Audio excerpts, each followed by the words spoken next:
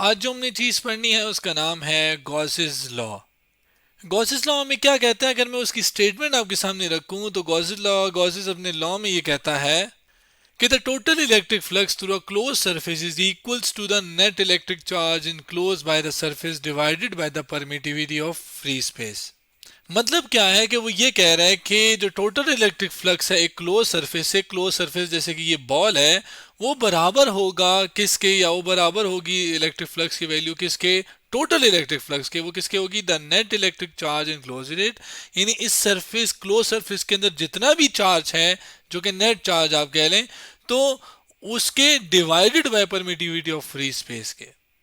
मतलब अगर इसी बात को मैं अगर वर्डिंग में लिखना, सॉरी मैथ्स में लिखना चाहूँ, जो कि इक्वालिटी और इक्वेशन टाइप बात कर रहा है ये, वो ये कह रहा है कि जो टोटल फ्लक्स, फर्ज करें मैं फ्लक्स है, इलेक्ट्रिक फ्लक्स की बात हो रही है, तो वो टोटल जो है वो बराबर है किसके, कि टोटल जो चार्ज इनक्लोज्ड हुआ है इसके अंदर, टोटल जितना भी चार्ज इसके अंदर आया होगा, जाहिर है कुछ भी हो सकता है, एक दो तीन चार जितने भी हैं, लेकिन अब फिलहाल हम एक आम बात करें, टोटल चार्ज सबको, नेट चार्ज यानी इन सब का जो आप कह ले सम होगा, उसके divided by permittivity of free space. Permittivity of free space जैसे कि हमें पता है कि वो होती है एप्सिलॉन नॉट। ये वो बात करता है गॉसेस लॉ। अब ये क्या, इसका मतलब ये कैसे आ जाती है ये चीज, इसको प्रूव भी हम करेंगे। पहले जरा इसको थोड़ा समझते हैं कि ये मतलब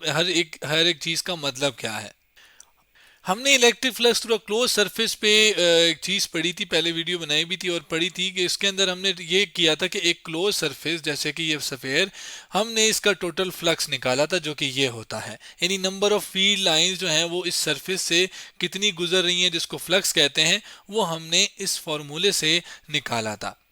इसके साथ साथ जाहिर है वो जो फील्ड लाइंस है वो कहाँ से आई, जाहिर है कोई चार्ज होगा अंदर जिससे फील्ड लाइंस निकल रही हैं उससे। तो वो जो चार्ज है जो कि पहले हमने ये कंसिडर किया था, मतलब आप कह लें कि उस वक्त तो हमने इतनी डिटेल में नहीं कहा थी, लेकिन उसमें ये था कि सेंटर पे एक चार्ज पड़ा है जिससे लाइंस जो हैं वो उस चार्ज से, सिंगल चार्ज से निकल रही हैं। अब इसमें यह है कि ज़रूरी नहीं है कि एक चार्ज हो, एक से ज़्यादा भी हो सकते हैं। इसके अलावा ये जो परमिटिविटी ऑफ फ्री स्पेस है, जो कि हमने पढ़ा है कि ये दो चार्जेस के दरमियान जो फोर्स लगती है उसमें अगर जो मीडियम है उस चीज़ पे डिपेंड करती है। अगर मीडियम नहीं है तो फ्री स्पेस यानी वैक्यूम है, और अगर मीडियम आ गया तो उस मीडियम की परमिटिविटी आ जाती है, जिसका बेसिकली आप कह ले काम ये होता है कि जो दो चार्जेस के दरमियान फोर्स है उसको ये कम कर देता है।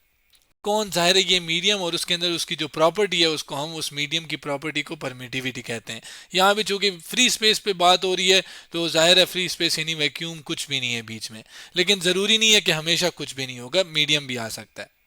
अब ये तो एक बेसिक इंट्रोडक्शन हो गया। अब इसको ज़रा हम डिटेल या इस गॉसेस लॉ को प्रूव करते हैं। उसके लिए हम ये करते हैं कि हम ये कहते हैं कि आपके पास एक सिंगल चार्ज जो कि सेंटर के स्फेयर पे पड़ा है, बाकी चार्जेस को हम यहाँ से हटा देते हैं, और हम कहते हैं क्या, कि जाहिर है इस चार्ज से इलेक्ट्रिक फील्ड लाइंस, जो कि मैं चले डार्क से बता देता हूँ, वो जाहिर है बाहर निकल रही हैं, बाहर की तरफ निकल रही हैं। फर्ज करें कि ये पॉजिटिव चार्ज है जिससे इलेक्ट्रिक फील्ड लाइंस जो हैं वो बाहर आ रही हैं। अब ये जो चार्जेस से इलेक्ट्रिक फील्ड लाइंस बाहर आ रही हैं, जो कि ज़ाहिर है इस सरफेस से गुजरेंगी, तो कोई फ्लक्स होगा इन सरफेस के थ्रू। तो ये क्लोज सरफेस के थ्रू जो टोटल फ्लक्स है, अगर हम जो लेफ्ट हैंड साइड है, मैं अगर इसको निकालना चाहूँ कि मतलब लेफ्ट हैंड साइड को मैं पहले अगर रखूँ, या चलें इसको छोड़ें, बल्कि हम ये करते हैं कि जो टोटल फ्लक्स है इस सरफेस पे वो हमने अभी थोड़ी देर पहले ही रिवाइज किया, जो कि ये वाला था। इसको अगर हम इस्तेमाल करें, इसको मैं यहाँ पे ले आता हूँ फ्लक्स को। तो अब इसका इस्तेमाल हम कैसे करते हैं, अब इसके इस्तेमाल करने से पहले एक बहुत इंपॉर्टेंट चीज़ वो ये कि अगर आप देखें तो ये जो फ्लक्स है टोटल, वो इलेक्ट्रिक फील्ड के ऊपर डिपेंड कर रहा है। अब इलेक्ट्रिक फील्ड जिसमें हमने कहा था वो बदल सकती है, चेंज हो रही है, लेकिन अगर मैं यहाँ पे पर्टिकुलरली इस चार्ज पे बात करूँ कि चार्ज की जो इलेक्ट्रिक फील्ड इंटेंसिटी की जो वैल्यू होती है, बेसिकली इलेक्ट्रिक फील्ड या इलेक्ट्रिक फील्ड इंटेंसिटी एक ही बात, मतलब कि इलेक्ट्रिक फील्ड तो ये है ना कि उस एक रीजन को कह रहे हैं जिसके अंदर अगर दूसरे से कोई चार्ज आता है तो उसके ऊपर वो चार्ज फोर्स लगाता है, जबकि इलेक्ट्रिक फील्ड इंटेंसिटी उसकी शिद्दत बता रहा है हमें कि कितनी एक चार्ज के ऊपर वो चार्ज फोर्स लगाता है। अब ये बात इसमें डिटेल में नहीं जाती, लेकिन मेन बात क्या है कि इलेक्ट्रिक फील्ड की जो वैल्यू होती है वो असल में हमें ऑलरेडी पता है, और वो बराबर होती है बेसिकली क्यू ओवर, यहाँ पर आ जाता है 4 पाई एप्सिलॉन नॉट, और साथ आ जाता है आर स्क्वेयर, जिसमें आर स्क्वेयर क्या है कि उस पॉइंट से अगर आप रेडियली आउटवर्ड जाएं तो कितना दूर गए हैं, तो उस जिस पॉइंट पे आपने निकालनी है उस पॉइंट तक, सेंटर से लेकर उस पॉइंट तक का फासला। जबकि ज़ाहिर epsilon not permittivity of free space, जबकि ये उस चार्ज की वैल्यू है जिसकी इलेक्ट्रिक फील्ड इंटेंसिटी की बात हम कर रहे हैं। अब अगर आप देखें तो ये इलेक्ट्रिक फील्ड डेंसिटी चार्ज तो जाहिर है नहीं तब्दील हो रहा, वो तो चले है ही है यहाँ पे, अगर मैं चले लिख भी देता हूँ कि वो यहाँ पर है ही है, बाकी चीज़ें कांस्टेंट है। आर की जो वैल्यू है जाहिर है वो, अगर मैं इस सफ़ेयर पे बात करूं कि सफ़ेयर के लिए क्या है, तो हमें एक चीज़ पता है क्या वाला, कि सेंटर से लेकर सफ़ेयर के सरफेस तक जो रेडियस है वो थ्रू आउट सेम होता है। यहाँ पर रेडियस में अगर करूं, यहाँ पर करूं, हर जगह जो रेडियस की वैल्यू है सेम है, यानी आर भी सेम हो गया इस सरफेस के ऊपर। अब आर भी सेम, बाकी सब कुछ सेम, यानी ई की जो वैल्यू है वो इस सरफेस के ऊपर थ्रू आउट सेम रहेगी। याद रखिए कि यहाँ पे हम मैग्नीट्यूड की बात कर रहे हैं, और हमने ये बात बेसिकली क्लोज सरफेस में पढ़ के आए हैं कि इलेक्ट्रिक फील्ड की जो डायरेक्शन है वो बाहर की तरफ होती है, और एरिया की भी जो बाहर की तरफ होती है, और उसकी वजह से फिर जब हमने कॉस थीटा किया था तो वो 1 हो गया था, तो उस पर हम नहीं जा रहे। लेकिन मेन चीज़ क्या है कि यहाँ पे मैग्नीट्यूड की बात करें, और मैग्नीट्यूड जो है वो क्या है आपके पास, सेम है थ्रू आउट सरफेस पे, किसका, ई का। इसका मतलब क्या हुआ कि ये ई की वैल्यू अगर मैं इसकी जगह ई डालूं, ये भी ई हो जाएगा, ये भी ई, और सो ऑन सबका ई हो जाएगा, तो मैं इस सारी ई को कॉमन ले सकता हूँ।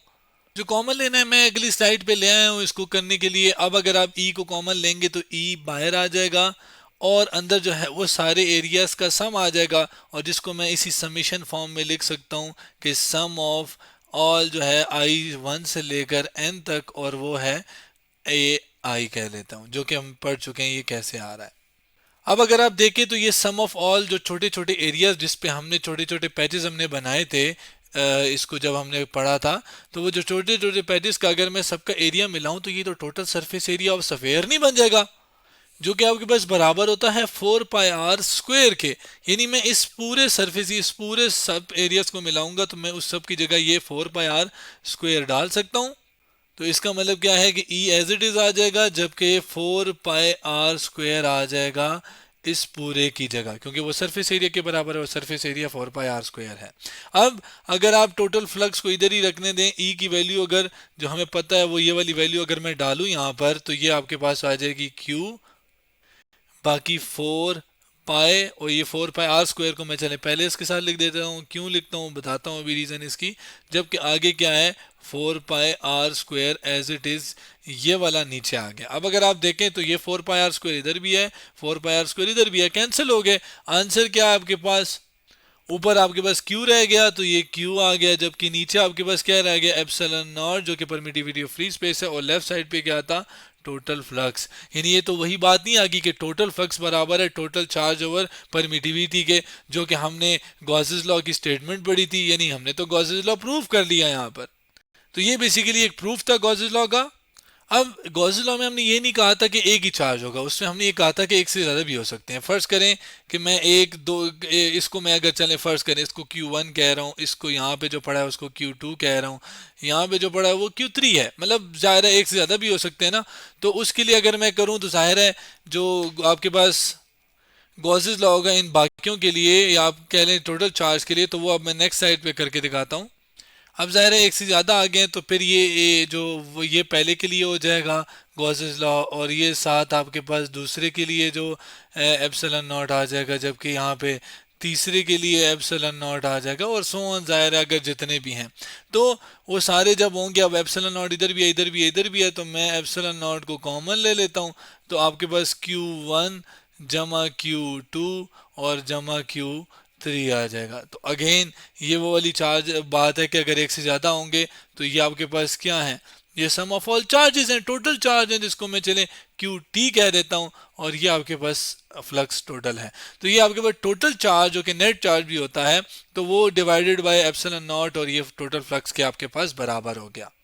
अब इसी को अगर मैं थोड़ा सा वो करूँ, एलेबोरेट करूँ, तो फ्लक्स जनरली हम कैसे लिख सकते हैं, ई डॉट ए, जो कि ई डॉट ए आ जाएगा, जबकि इस राइट हैंड साइड को Q total over epsilon not लिख दूं मैं। तो ये गॉसेस लॉ का इस्तेमाल करके अगर मुझे बाकी चीज़ें पता है तो मैं एप्सिलॉन और ए की वैल्यू, सॉरी ई की इलेक्ट्रिक फील्ड की जो वैल्यू है वो मैं निकाल सकता हूँ आसानी से, अगर मुझे टोटल चार्ज पता है कि एक क्लोज सरफेस के अंदर टोटल चार्ज कितना है, और एप्सिलॉन तो चले परमिटिविटी की फ्री स्पेस है उसकी कांस्टेंट वैल्यू, और एरिया पता हो उस सरफेस का, उस क्लोज सरफेस एरिया का मुझे पता हो तो मैं आसानी से निकाल सकता हूँ। यानी अगर मैं गॉसेस लॉ के आगे एप्लीकेशन के ऊपर बात करूँ कि एप्लीकेशन यानी कहाँ कहाँ पर हम इसका इस्तेमाल कर सकते हैं, तो जो पहली एप्लीकेशन में जिस पे आगे हम बात करेंगे वो है ऑपोजिटली चार्ज प्लेट। यानी अगर दो प्लेट्स हों और वो आपस में एक दूसरे के पैरेलल हों, एक के ऊपर पॉजिटिव चार्ज हो दूसरे के ऊपर नेगेटिव चार्ज हो, तो इनकी वजह से जो बीच में इलेक्ट्रिक फील्ड है वो भी हम निकाल सकते हैं। ज़ाहिर है अब ये तो क्लोज सर्फेस नहीं है, लेकिन हम क्या करते हैं फिर कि हम फिर क्या इसको करने के लिए हम एक गॉसियन सरफेस एक अज्यूम करते हैं। मतलब हम कहते हैं कि आपके पास कोई गॉसियन सरफेस है जो कि क्लोज्ड होती है ज़ाहिर है, और फिर हम उसके थ्रू या उसके अंदर फिर यही वाला गॉसेस लॉ अप्लाई करके हम फिर इलेक्ट्रिक फील्ड की वैल्यू निकाल लेते हैं। इसके अलावा अगली एप्लीकेशन जो है वो हम पढ़ेंगे इनफाइनाइट शीट ऑफ चार्ज के लिए, कि भाई फ़र्ज़ करें एक ऐसी शीट है, एक आप कह लें जैसे पेज नहीं होता शीट टाइप, तो वो ऐसी शीट है जिसकी जो लेंथ है वो इनफाइनाइट है, यानी बहुत ज़्यादा है, अनगिनत है आप कह लें, जबकि उसकी विड्थ भी अनगिनत है। तो मैं कह सकता हूँ ना कि वो लेंथ विड्थ उसकी इनफाइनाइट है, तो इनफाइनाइट लंबी शीट है, तो उसके ऊपर अगर कोई चार्ज पड़ा हुआ है तो उसकी वजह से या उसकी जो इलेक्ट्रिक फील्ड है उस चार्ज की, तो वो भी हम निकाल सकते हैं। ज़ाहिर है गॉसियन सरफेस ड्रॉ करेंगे और कर लेंगे आसानी से।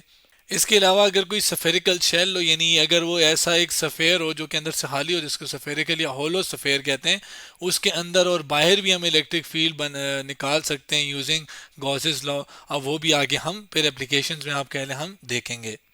इसके अलावा हाँ हम एक और चीज़ भी कर सकते हैं, हम ये टोटल चार्ज भी निकाल सकते हैं। अगर हमें ये बाकी चीज़ें पता हो टोटल चार्ज आसानी से हम निकाल सकते हैं, अगर इलेक्ट्रिक फील्ड एरिया और एप्सिलॉन नॉट तो चले कांस्टेंट है वो भी पता हो